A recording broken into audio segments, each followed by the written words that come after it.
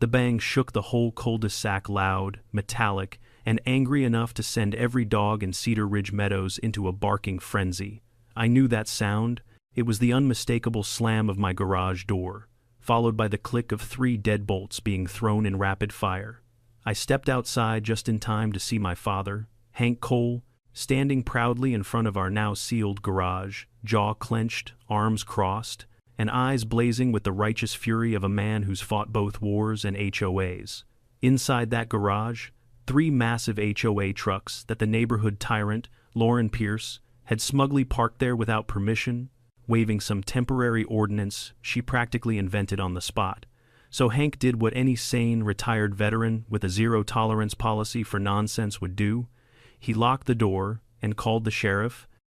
What I didn't know then was that those 3 trucks would expose the biggest suburban scandal our town had ever seen. Before we dive in, tell me where you're watching from and what time it is there, and if you've ever faced a crazy HOA, hit subscribe so you don't miss how this all unfolds.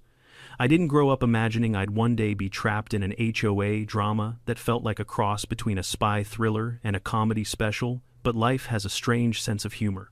My name is Ethan Cole, 45, IT consultant, father of 2, proud owner of a grill big enough to cook for a small army, and a man who genuinely believed that living in a quiet suburban neighborhood would be peaceful. For the first few years, it actually was. Cedar Ridge Meadows had everything you'd expect: trimmed lawns, friendly nods from neighbors, kids riding bikes in lazy circles, and the occasional HOA newsletter reminding us to avoid planting aggressively colored flowers. I used to laugh at that one. Little did I know we weren't even scratching the surface of what Lauren Pierce had planned. Lauren became HOA president the same year. My father, Hank, moved in with us. That timing was what we like to call a cosmic prank. Dad was a 72-year-old retired Army mechanic with enough stories, opinions, and homemade weapons to start a small rebellion. He hated pointless authority, and Lauren lived and breathed it. She was the embodiment of HOA perfectionism. Sharp bob haircut that never moved, bright lipstick that made her look permanently surprised, and a clipboard attached to her hand like it was surgically fused. She walked through the neighborhood as if she were conducting inspections for the Pentagon. At first, her rules were merely annoying. Notes on doors, reminders about trash bins, a passive-aggressive suggestion about my mailbox, needing a more neutral tone. But the day she decided to escalate from petty annoyances to territorial conquest began with something deceptively harmless: muffins. I came home one Tuesday to find a small white bakery box on my doorstep, tied with a bow. I opened it, expecting a welcome treat, maybe a neighbor baking out of boredom. Instead, I found 6 blueberry muffins that looked dry enough to be used as emergency building material, and a note taped to the inside of the lid. Friendly reminder: your trash bins remained visible for longer than permitted. Also, per temporary ordinance 47, B, the HOA will be using your garage this week for equipment storage. Much appreciated. Lauren. I stood there, staring at it, confused. Hank was behind me, squinting like the note had personally insulted his military service. She's testing you, he muttered. First it's the muffins, then it's the garage. Next thing you know, she'll be holding town hall meetings in your living room. I laughed it off, because that's what normal people do when confronted with something ridiculous. Hank didn't. He paced the kitchen, chewing a toothpick like he was sharpening it for battle. This is territory, son. She's measuring how far she can push you. You give an inch, she'll take the whole house. I thought he was exaggerating.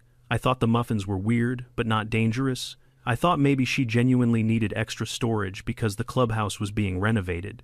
Turns out, the only thing being renovated was my sense of security. The next morning, the trucks arrived. Not 1, not 2, but 3 hulking, industrial-grade trucks that looked like they belonged to a secret government division or a traveling circus of surveillance equipment. They rolled down the street in a slow, rumbling procession before turning into my driveway like they owned the place. The engines idled there for a moment, deep and growling, like they were warming up for something sinister. Then came Lauren. She stepped out of her white Lexus, dressed in a bold magenta blazer and heels that clicked like a countdown timer. She waved cheerfully, as if this were a casual neighborhood favor, instead of a blatant invasion of privacy. "Oh, Ethan, wonderful. They'll only be in there a few days," she said, gesturing toward the trucks. HOA equipment overflow, you understand? Understand? No, I did not. One of the driver's big guy, no smile, walked up and held out a clipboard. Garage code, he said. I opened my mouth to protest, but Lauren cut in. It's all approved, temporary ordinance 47B. Don't worry, this is standard procedure. Hank appeared behind me like a ghost summoned by nonsense. Approved by who? He demanded. By me, Lauren said sweetly, as acting HOA president. The drivers didn't wait for permission. They walked straight to my garage, tapped in the code Lauren apparently knew by heart, and rolled all 3 trucks inside bumper to bumper, filling every inch of space. For the first time since I'd moved here, Hank was speechless. He stood there, blinking, jaw tightening. 2 full minutes passed. Then he turned to me slowly and said the 5 words that would change everything. Get me the locks, son. I should have stopped him. Any responsible adult would have said something like, let's call a lawyer, or maybe we should discuss this. But Hank wasn't just my father. He was a man who once defused a grenade using duct tape and a fishing lure. When someone like that asks for padlocks, you bring them padlocks. It's simply nature. He got to work with a precision that would have impressed NASA. Manual locks, electronic locks, chains, a metal bar wedged horizontally across the inside handles, zip ties, then more zip ties. He sealed that garage as if preparing for a zombie apocalypse. When he finished, he wiped his hands on a rag, nodded with satisfaction, and said, let's see her ordinance override that. And then Lauren returned. She strutted up the driveway as if she were walking into court to defend her honor. Jack, she always got Hank's name wrong. Those trucks are HO property. You can't legally, but Hank had already lifted the phone to his ear. Yeah, Sheriff Ramsey? I've got 3 unauthorized vehicles on my private property. Might be an attempted hostile takeover. Hard to say these days. Lauren's smile cracked like old paint. Cedar Ridge Meadows doesn't often witness police involvement. The wildest thing to happen before this was when Old Man Trumbley's goat escaped its pen and led 3 police cars on a slow chase around the fountain. So when the sheriff's cruiser pulled up, everyone came outside like it was a parade. Sheriff Doug Ramsey stepped out, holding his coffee like it was the only stable thing in his life. He looked at Hank, at me, at the massive locked garage, then at Lauren, who was clutching her folder of printed HOA regulations like a life raft. Well, he said, sighing, looks like I walked into another homeowner's turf war. Lauren launched into a speech about authority, ordinances, and community compliance. Hank interrupted her with the subtlety of a sledgehammer. They're trucks, Sheriff. My garage is not a depot. My son is not a warehouse manager. And no one asked permission. Doug scratched his head and said the magic words. Ma'am, unless you have signed consent, you can't store HOA property on private land, even under HOA rules. Lauren looked like she'd swallowed a lemon whole. She left that day with clenched fists and trembling rage, but the trucks stayed exactly where they were, and that was the moment Cedar Ridge Meadows crossed the line from suburbia into battlefield. Hank didn't say much for the rest of that day, which was usually a sign that the gears in his head were spinning fast enough to power the entire neighborhood. I kept expecting him to crack a joke, pour a beer, mutter about bureaucrats with too much free time, something, anything. But he was quiet, focused. The kind of quiet that happens right before a storm rolls in. I should have known he wasn't done. Not even close. That night, the neighborhood was buzzing like a kicked beehive. People walked their dogs extra slowly past my driveway, trying to peek at the locked garage without looking like they were trying to peek. Someone on the community Facebook group posted, rumor. Sheriff was called because HOA tried to store a SWAT truck in someone's garage. Anyone know more? The comments exploded instantly. Hank was already a neighborhood legend, but after this, he'd become folklore. But while everyone else was gossiping, Hank was standing in the kitchen with the lights off, staring out the window like a man waiting for an ambush. She'll come back, he muttered. Lauren? I asked. No, Hank said. The queen lizard herself. I laughed. Big mistake. You think I'm joking, son? People like her don't accept failure. They regroup, they retaliate, they slither. You're being dramatic. You'll see. I saw sooner than I thought. Around midnight, I heard a faint metallic clink outside. Not loud, not bold, sneaky. The kind of sound that makes your spine straighten before your brain even understands why. I nudged Hank awake. Dad, someone's out there. He didn't grab a flashlight, or a phone, or a weapon. No. He grabbed the remote for our motion-triggered sprinkler system, something he installed after watching raccoons steal tomatoes with military-level coordination, as he put it.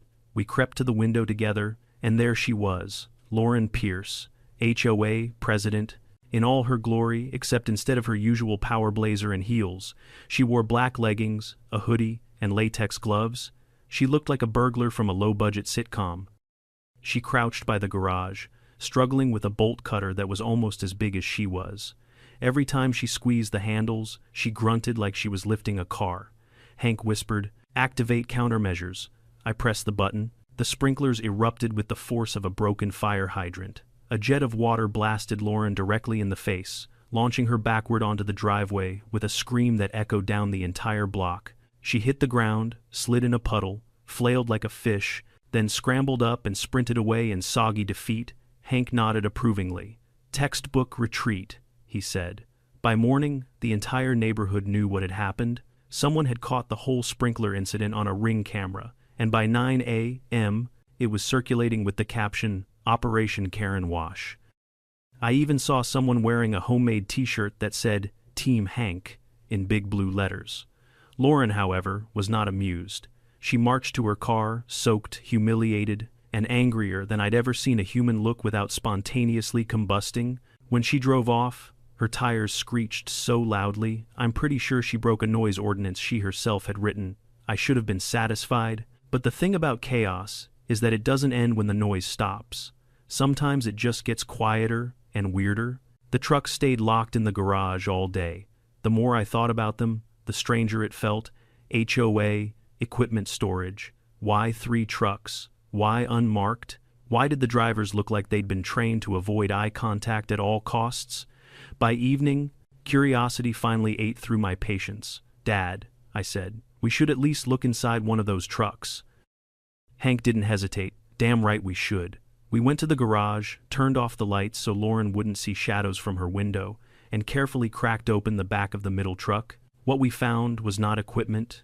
It was a full-blown surveillance command center. Monitors stacked like a miniature NASA launch room, storage cases labeled audio, drawers filled with lenses, wires, and cameras disguised as everything from rocks to garden ornaments. A rack of small receivers blinked a soft blue light. The air smelled like cold metal and new plastic, sterile, unnervingly clean. Hank froze, then let out a low whistle. "Well, son, either she's starting a reality show, or we just opened Pandora's toolbox." I sifted through a stack of thick manila folders. Each one had a name on it. Neighbors' names: Mendoza, fence, Harper, noise, Nguyen, parking discrepancies. Each file contained photos taken from bizarre angles, some clearly from yards, others from windows. Notes scribbled in sharp, relentless handwriting, schedules, personal details no HOA had any business knowing. I felt my stomach drop. "Dad, this is insane." He nodded slowly. "This ain't HOA business. This is leverage. This is control." We kept digging. One drawer was filled with SD cards labeled by house number. Another had printed logs of entries, violations, behavioral notes. This wasn't management, it was profiling. Then I found the folder with my name, Cole, priority category. Inside was a typed sheet listing, history of minor resistance, potential influencer among residents, garage access ideal for storage. Hank read over my shoulder. "Well, I'll be damned. They've classified you as a threat. That's not funny. Oh, it's hilarious. But not for the reasons you think." We closed the truck, resecured the locks, and stepped back into the night air. Hank cracked his knuckles like he'd just discovered the final clue in a detective novel. "This is bigger than your garage, Ethan. Bigger than my patience, and definitely bigger than Lauren's clipboard." I rubbed my forehead. "So, what do we do?" Hank's eyes gleamed with a mixture of battle readiness and mischief, the same look he gave when he taught me how to hotwire a tractor at age 12. "We gather intel, we stack evidence, then we bring her down the right way." I stared at him. "The right way?" He nodded, publicly, loudly, and with at least half the neighborhood watching. It was that moment I knew things were about to go completely off the rails. A simple dispute over garage space had spiraled into something darker, stranger, and far more dangerous. I felt both terrified and oddly energized, like I'd just been drafted into a suburban rebellion. But before we could confront Lauren, we needed one thing: proof. Undeniable, irrefutable proof. We spent the next hour transferring photos to my laptop, documenting everything and planning next steps. Hank scribbled ideas on the back of an old grocery receipt, arrows, names, theories, and what I swear might have been a crude sketch of Lauren as a snake. "It's all about control," he muttered. "She wants eyes everywhere, leverage on everyone. She's not running an HOA, she's running an intelligence agency." "Why, though?" I asked. Hank shrugged. "Power, ego, a deep fear of dandelions. Who knows? But one thing was certain: if we didn't stop her, no one else would." As we shut down the operation for the night, Hank put a hand on my shoulder. "Son, tomorrow morning we're going to that emergency HOA meeting, and we're bringing everything with us." I felt my pulse quicken. "You think they'll listen?" Hank grinned. "Not at first, but once we show them what's inside those trucks, Lauren's little empire is gonna crack like a bad sidewalk." Little did we know that crack was an understatement. What we were about to uncover would shatter Cedar Ridge Meadows from the inside out.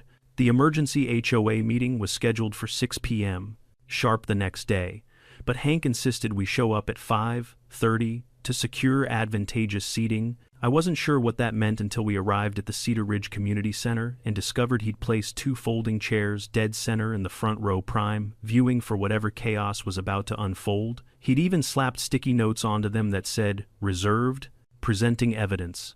I swallowed hard. "Dad, this feels dramatic." He adjusted his sunglasses indoors and replied, "Drama is inevitable when truth is on the offensive." By 5:55, the place was packed. Every resident who'd seen the sheriff's cruiser yesterday had shown up, along with the residents who'd heard rumors. From the residents who'd heard rumors, folding chairs filled the room in tight semicircular rows. A banner stretched across the front wall.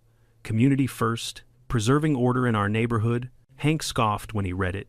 At exactly 5:59, the door swung open with unnecessary force, and in swept Lauren Pierce herself. She wore a navy blue pantsuit sharp enough to cut glass, heels that clicked like a countdown, and a stack of papers thick enough to be mistaken for a doctoral thesis. Her hair was styled into a caramel-colored helmet. She took her place behind the podium with a smile that didn't reach her eyes.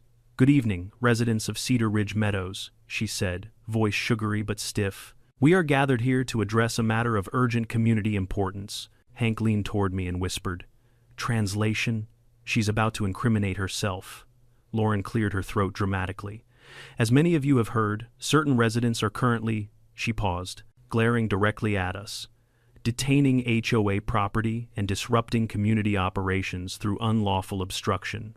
There were murmurs across the room. Someone whispered, "Is she talking about the trucks?" Someone else whispered back, "Obviously." Lauren continued, flipping through her mountain of papers. "Per HOA Ordinance 47B, the association reserves the right to utilize resident properties temporarily for equipment overflow. This has been exercised without issue in the past. However, certain individuals have." Hank raised his hand, didn't wait to be called on, just stood up like he was interrupting a kindergarten puppet show. "Excuse me, Madam President, but that ordinance you're waving around like a magic wand was voted down in 2012. Lauren froze. "That's not possible." Hank pulled a laminated sheet from his jacket pocket and held it up like a lawyer unveiling Exhibit A. "I've got the minutes from the 2012 vote, right here. Hung this baby on my fridge for years. Pure nostalgia." People leaned forward, squinting. Lauren blinked rapidly, something her face wasn't built to do.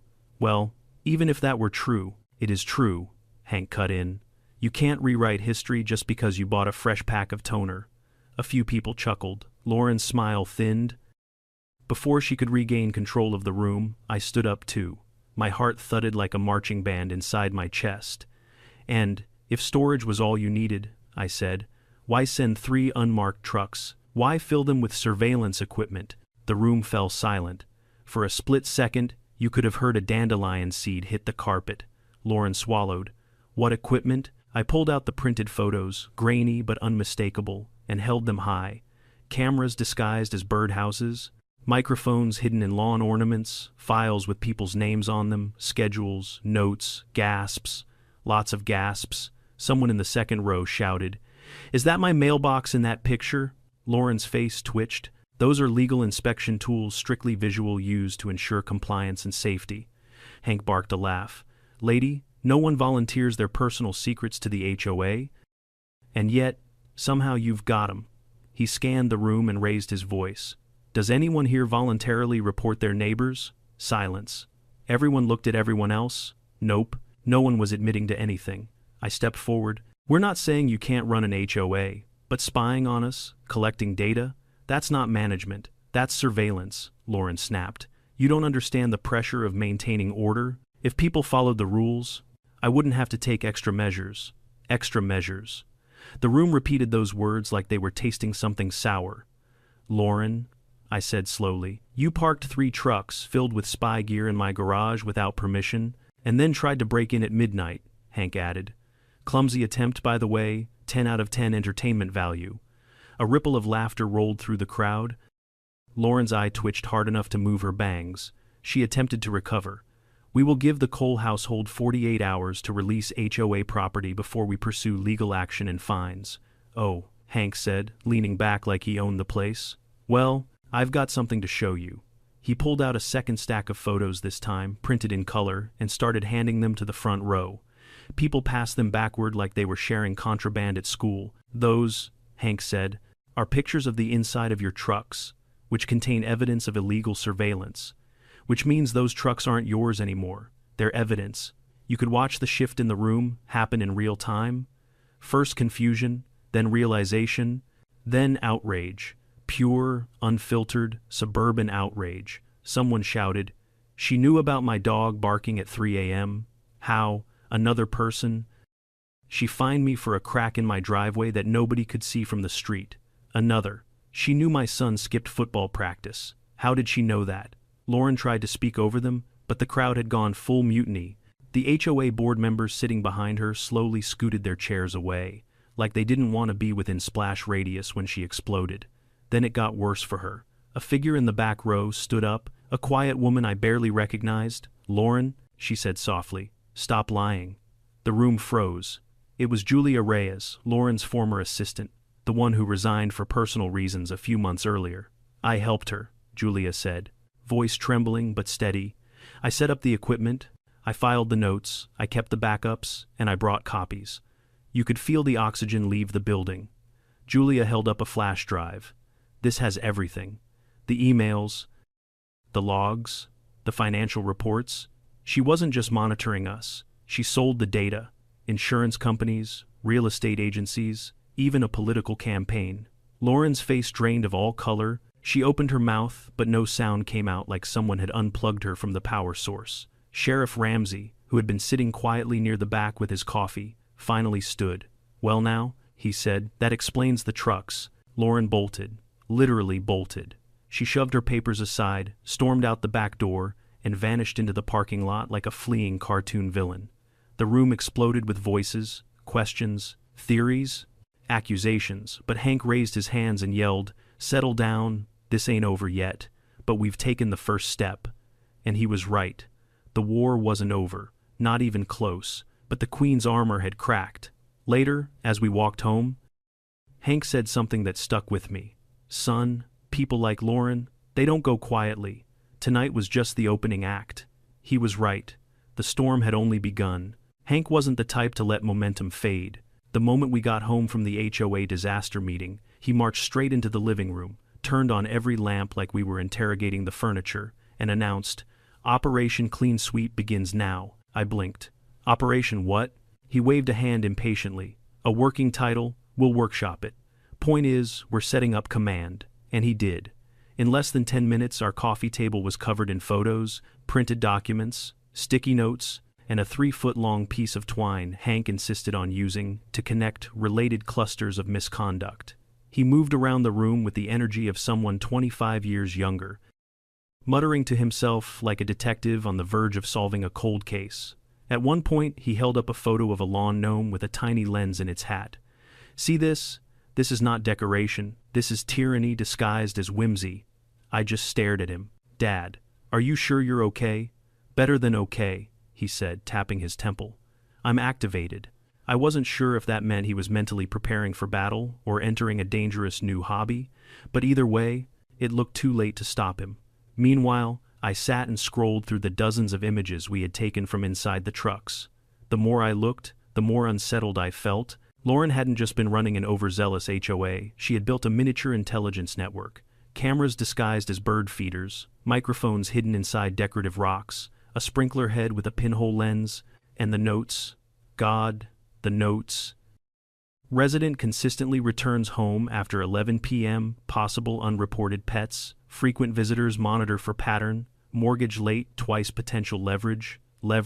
That word appeared again and again. Lauren wasn't just enforcing rules, she was gathering ammunition, collecting weaknesses, compiling vulnerabilities. Hank leaned over my shoulder.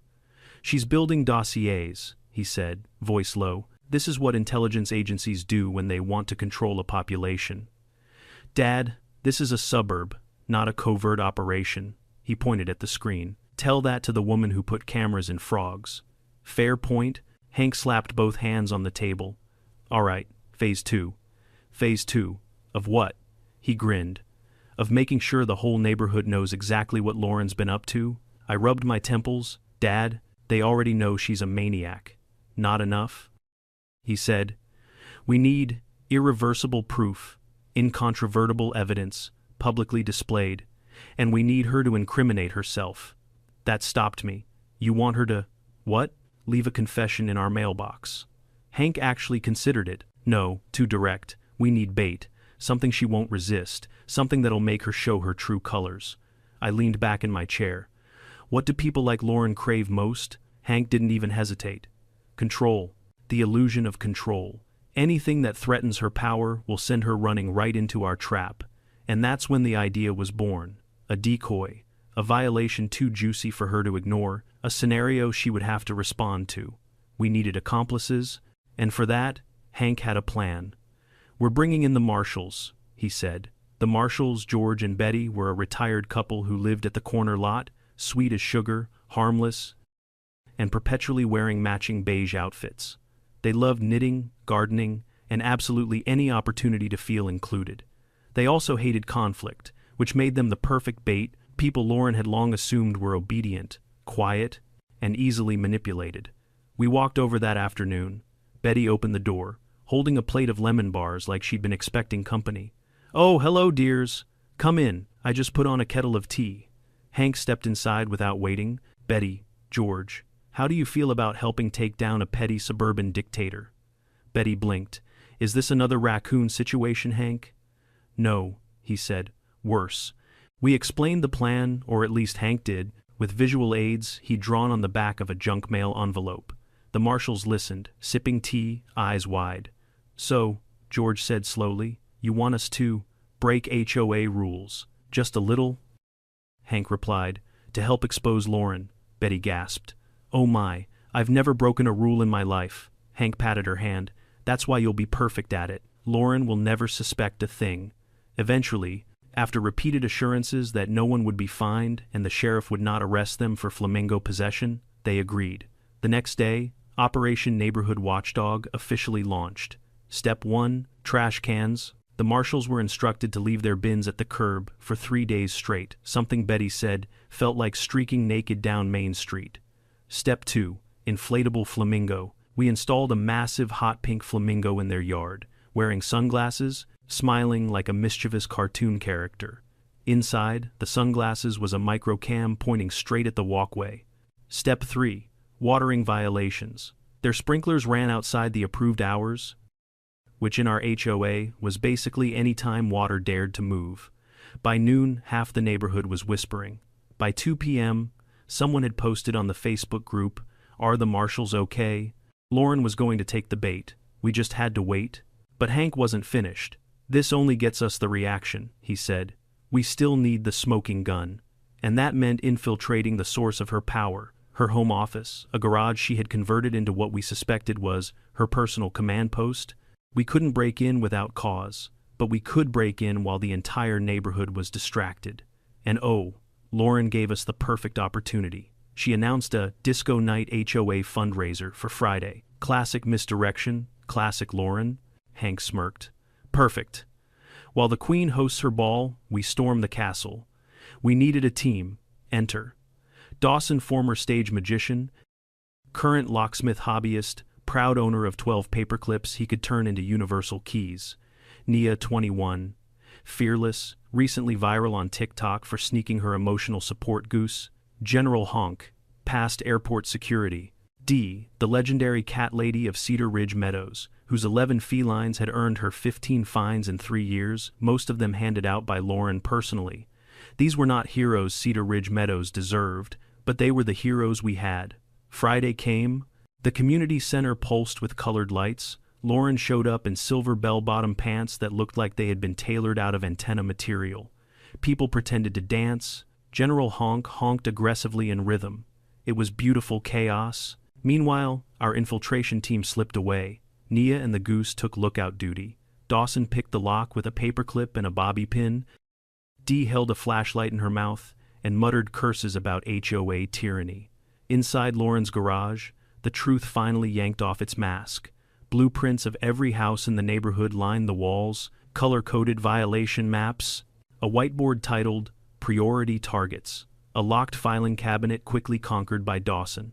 Inside were spreadsheets tracking fines that had mysteriously never appeared on HOA financial reports, receipts for disguised surveillance equipment labeled Community Artistry, emails discussing data packages with insurance companies, and a USB drive labeled Insurance L. Pierce Only.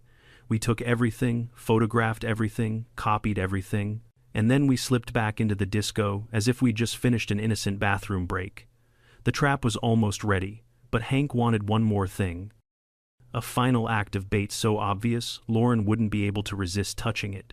That's when he created the fake developer letter, the one suggesting I was selling my home to a construction company, planning a duplex. We placed it in plain sight at the Marshall's trash bin, Lauren's favorite browsing destination.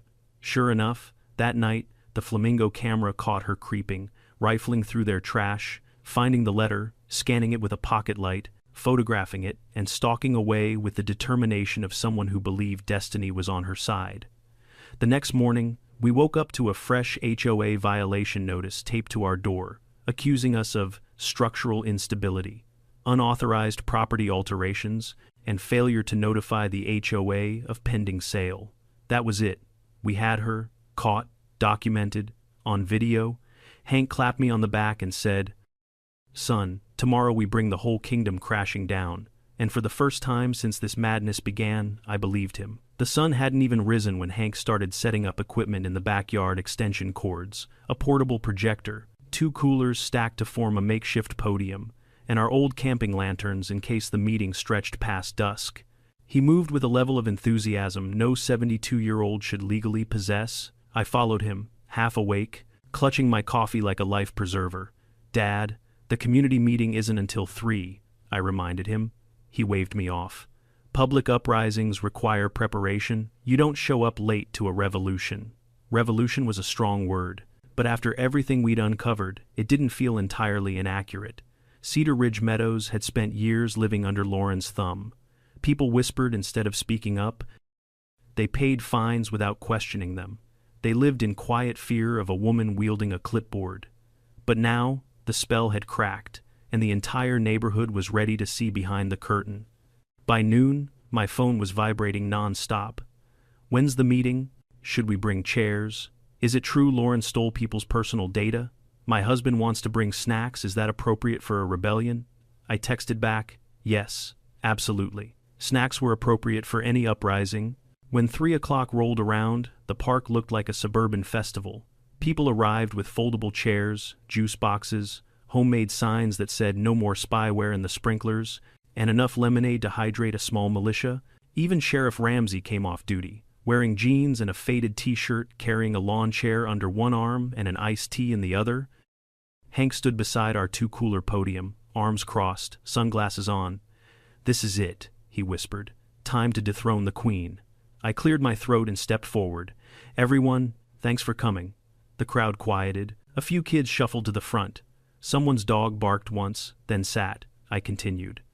Yesterday's emergency HOA meeting showed us what we've all suspected for years, that the rules weren't the problem. The person enforcing them was murmurs, nods. One very dramatic gasp from a woman in the third row. Today, I said, we're going to show you exactly what Lauren has been doing. Not rumors, not suspicions, proof. I clicked the projector on. The first image flashed onto the screen, a photograph of the inside of one of Lauren's trucks. The crowd collectively inhaled. I heard someone whisper, "Oh my Lord and all his angels." Then more images, rows of hidden cameras, cables, listening devices, GPS trackers, disguised lawn ornaments with glowing pinhole lenses. People shifted uncomfortably. It was one thing to suspect an HOA president was overstepping.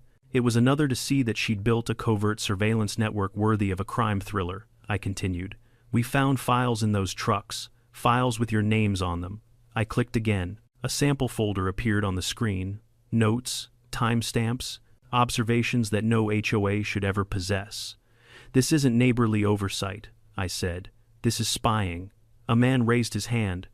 What about the fines? She always seemed to know when my dog barked.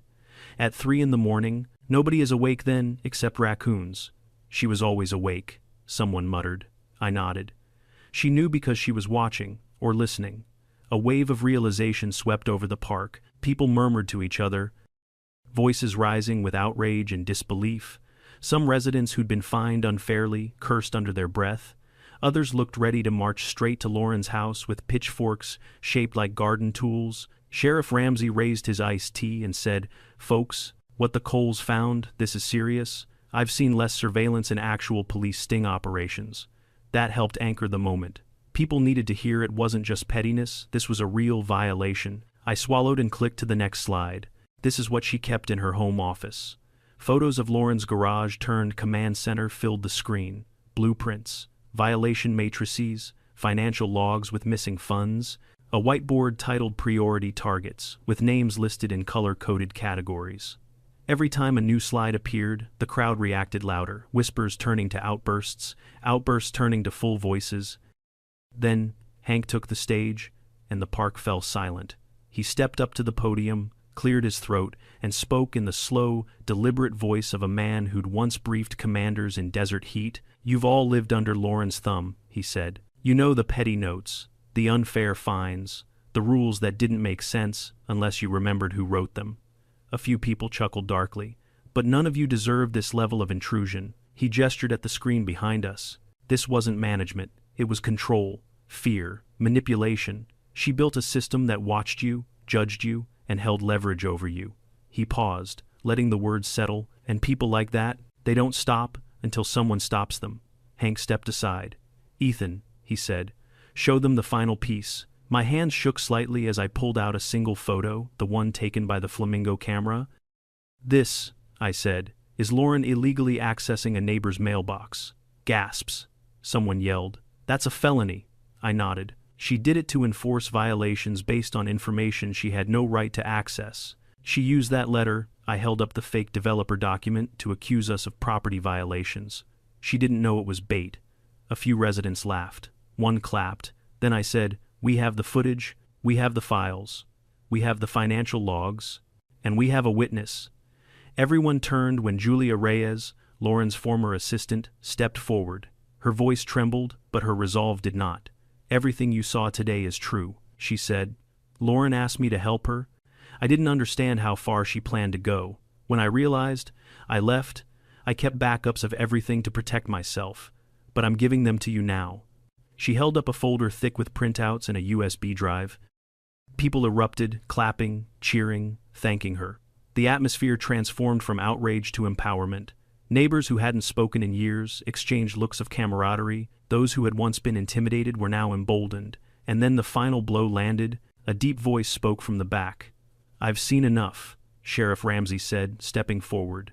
This crossed into criminal territory. As if on cue, a white sedan pulled into the parking lot. Two men wearing dark suits stepped out, quiet, composed, unmistakably federal. Someone whispered, "Those are FBI suits," Hank muttered. "Told you this was bigger than trash bins." The agents approached the group calmly. "We're looking for Lauren Pierce."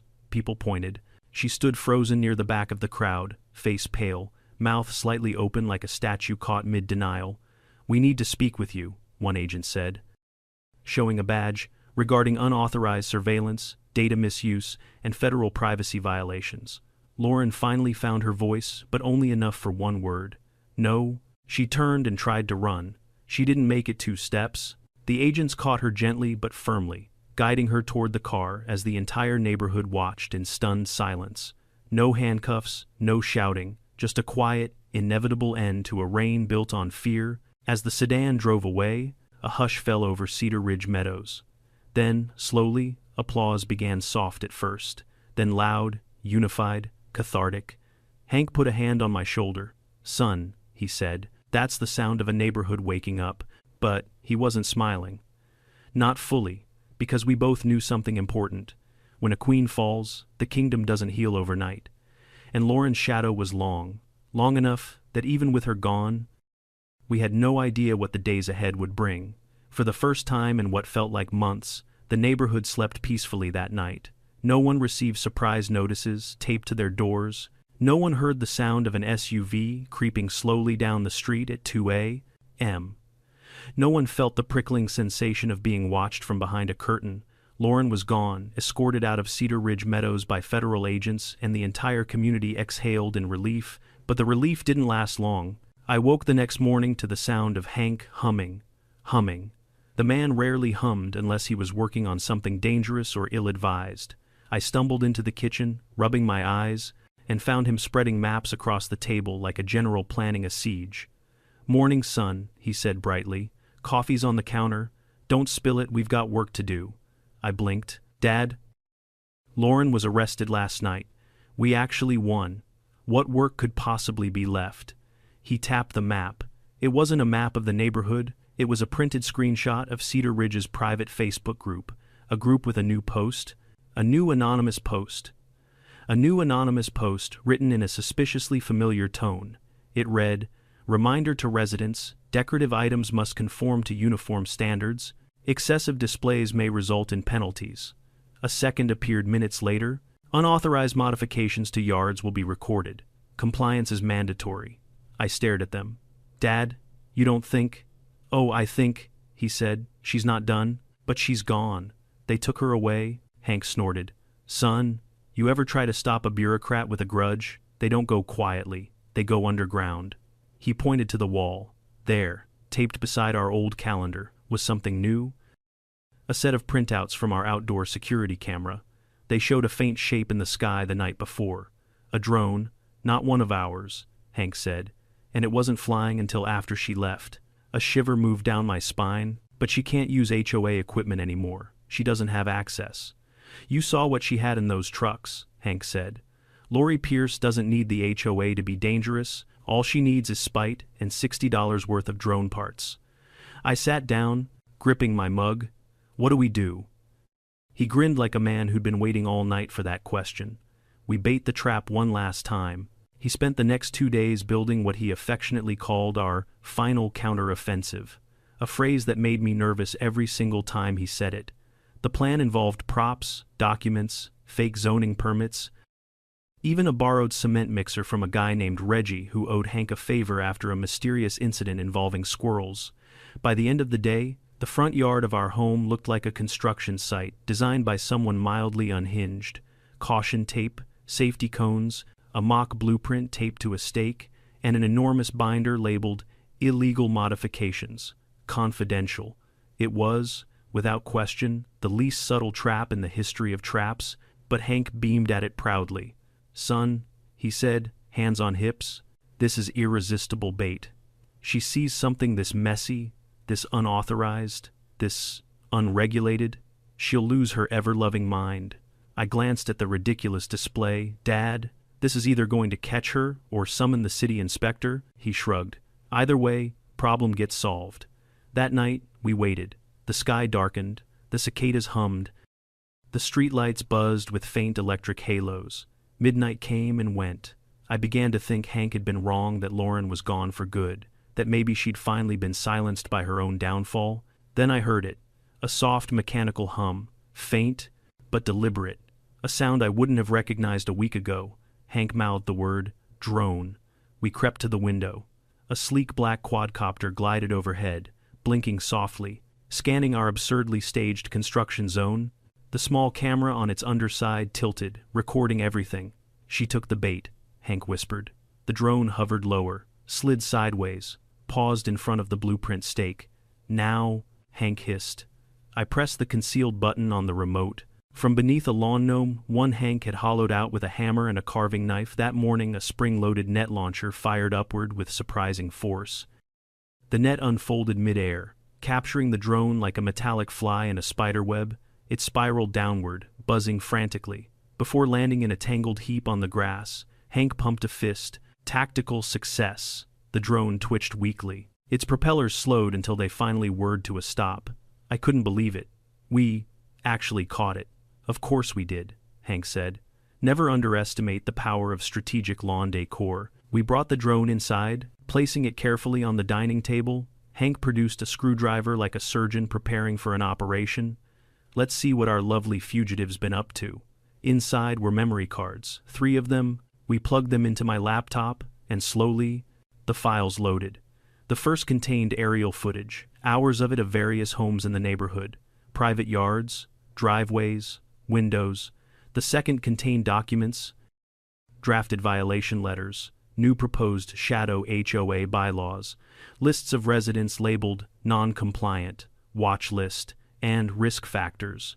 But the third contained something else entirely, something personal, a folder labeled coal contingency. My chest tightened. I clicked it open. Inside was a detailed blueprint of our house, notes about our routines, screenshots from our own security cameras recorded before Lauren was removed, and worst of all, a document titled Restoration Plan. It detailed how Lauren intended to regain control of Cedar Ridge Meadows, not through the board, not through elections, but through fear, through anonymous warnings, through phantom violations no one could trace, through slow, measured chaos. Hank's jaw tightened. She wasn't going to stop until someone stopped her. "What do we do now?" I whispered. He stood, lifted the drone in one hand like a trophy, and said, "We end this, permanently."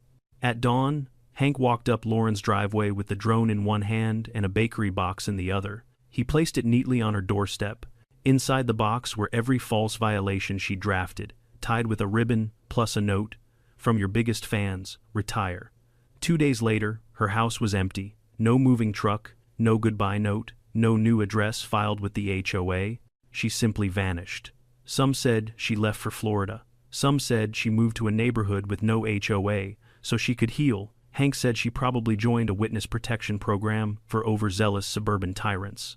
But Cedar Ridge Meadows, it finally woke up, finally took a breath, finally felt like a neighborhood again instead of a monitored compound. And Hank, well, he became the unofficial guardian of the block, advising the newly reformed HOA with one rule carved into the Constitution: no surveillance, no secret notes, no tyranny. I thought it was finished, truly finished. But I was wrong, again. Because as we cleaned the garage, one quiet afternoon, Hank pulled a metal lunchbox from behind the water heater. Inside was a cassette tape labeled, "For When It's Over." He popped it into an old player. Lauren's voice filled the garage. "You'll miss me," she said. "One day, this neighborhood will fall apart without someone keeping it in line." Hank paused the tape, looked at me, and laughed so hard he had to sit down. Then he tossed the cassette into the trash. "Son," he said, "I think Cedar Ridge Meadows will be just fine." The weeks following Lauren's disappearance were some of the strangest, most liberating days Cedar Ridge Meadows had ever experienced. It was as if someone had lifted a heavy, invisible tarp off the entire neighborhood. You could feel it in the air, the relief, the looseness, the subtle joy of a community rediscovering itself. Within days, the HOA's interim board scheduled an emergency meeting not to impose new rules, but to dismantle old ones. They invited every resident, and for once people showed up eagerly, carrying folding chairs and homemade snacks instead of complaints. You could tell folks were excited because even Gary from Lot 14 brought brownies, and he hadn't willingly participated in anything since 2009. The meeting began with an almost ceremonial purge. Residents took turns reading the most absurd, petty, unnecessary rules Lauren had created over her reign, then tearing them up with cathartic ferocity. Every rip felt like a small victory. No garden gnome taller than 8 inches Rip. No wind chimes audible from more than 10 feet away. Snip. No inflatable holiday decorations for more than 48 consecutive hours. Shred. By the time they finished, there was enough confetti on the ground to supply a parade. And then, something remarkable happened. People began talking to each other, really talking. Neighbors who had barely exchanged nods over the years now swapped stories, shared frustrations, laughed over old finds. It was healing, communal, and strangely beautiful. You could feel the neighborhood knitting itself together, thread by thread. The transformation didn't end there. Someone suggested hosting a block party to celebrate Cedar Ridge's newfound freedom. That suggestion turned into a group text. The group text turned into a sign-up sheet. And the sign-up sheet turned into one of the biggest events Cedar Ridge Meadows had ever seen. I was grilling burgers by noon, and by 2 o'clock the entire street was buzzing like a summer festival. Kids zipped around on scooters, adults mingled with drinks in hand. Someone set up a bounce house that looked dangerously oversized for the street, but nobody protested because, well, there was no one left to issue a violation. And then, like a man born for the moment, Hank emerged from our house wearing a sash someone had crafted out of an old bedsheet. It read, "Neighborhood Hero." On his head was a crown made from a pie tin, spray-painted gold. He walked down the middle of Cedar Ridge like a conquering general returning from battle. The neighbors cheered and clapped. Someone even saluted. Hank acted humble for approximately 3 seconds before fully leaning into it, posing for photos, giving exaggerated thumbs-ups, and blessing barbecue plates like he was presiding over a feast. I swear I saw him sign autographs at one point, not that anyone asked him to. It was the happiest I'd seen him in years, maybe ever. But just as the celebration reached its peak, kids screaming joyfully, adults dancing near portable speakers, the scent of grilled food wafting through the air, something strange cut through the noise, a soft buzzing, high, mechanical, sharp enough to slice through the laughter. I frowned, stepping away from the grill. "Dad," I called. "Do you hear that?" Hank's head snapped up instantly. "Oh, I hear it." The buzzing grew louder, circling the park area where the bounce house stood. People began turning, craning their necks upward. A few kids pointed. "That's not a bird," one boy said. "That's not a plane." Another added dramatically. "It wasn't either. It was a drone, not the cheap kind you buy for your nephew's Christmas gift. This was sleek, black, fast professional, high-end, the kind Lauren would absolutely buy if she were trying to establish an underground surveillance empire." For a moment, the entire block froze. Someone whispered, "Is that hers?" Another person gasped, "She's back." The drone dipped lower, hovering directly above the bounce house. Its camera whirred, angling downward to capture the crowd. Parents pulled their kids closer. People stepped under trees, shielding their faces. Even the music sputtered to a stop. Hank didn't duck. He didn't flinch. He just stood perfectly still, eyes narrowed, jaw tightening. And then, in an act so confidently absurd that only a man like Hank could pull it off, he grabbed a loaf of French bread from the snack table, wound up like a baseball pitcher, and hurled it at the drone. The bread sailed majestically through the air like a dry, doughy torpedo, and missed the drone by a solid 3 feet. But the crowd erupted in cheers anyway, because in that moment, Hank wasn't just a retired veteran. He was defiance in human form. The drone zipped higher, retreated, and vanished over the rooftops. Just as quickly as it had arrived, people looked shaken, confused, some angry, some scared. Hank simply wiped his hands and said, "Well, looks like she's still got batteries." The joke didn't land, not fully, because beyond the humor was a truth we all felt but didn't want to say out loud. Lauren might have lost the HOA, but she hadn't lost her obsession with Cedar Ridge Meadows. That night, after the block party ended and people drifted home full of sugar and new hope, Hank and I sat on the back porch. The air was warm and quiet, the kind of stillness you only get after a long, exhausting day. He flipped through an old notebook, muttering under his breath, "She's planning something." That drone wasn't a warning shot, it was a checkpoint. I sighed. "Dad, she's gone. Maybe she just left some tech behind. And maybe squirrels can do taxes," Hank replied. "But I don't bet on it." A few days passed, and then the notes started appearing. Not official, HOA notices, not typed, not signed, anonymous notes, poorly disguised copies of Lauren's usual violations, left on doorsteps. stuffed into mailboxes, wedged between porch railings, unapproved decoration. One read, trash bins visible from the street, wind chimes exceed volume standards. One particularly ridiculous notice read, grass appears aggressively green, residents panicked. Had Lauren returned? Was she operating in secret? Was a new tyrant rising to take her place? No one knew. But Hank had a theory. A wounded tyrant doesn't retreat, he said. She hides, regroups, and tries to take her power back. He was right. She was testing the waters, seeing who would obey, who would fear her again. But she underestimated Cedar Ridge, because that time, no one obeyed, no one paid fines, no one removed their decorations, no one cowered. Instead, they united and brought every note straight to our porch, where Hank collected them like trading cards. He tapped the growing stack proudly. This, son, is evidence of desperation. But one question remained. How was she still spying? The answer came 2 days later, when General Honk, the neighborhood's unofficial mascot, and Naya's beloved emotional support goose, started honking aggressively at our front yard. The goose had never liked Lauren. He had impeccable instincts. Hank stepped outside, following the bird's gaze upward. Another drone, not hovering this time, stationary. Hidden in the branches of my elm tree like a mechanical vulture, Hank didn't hesitate.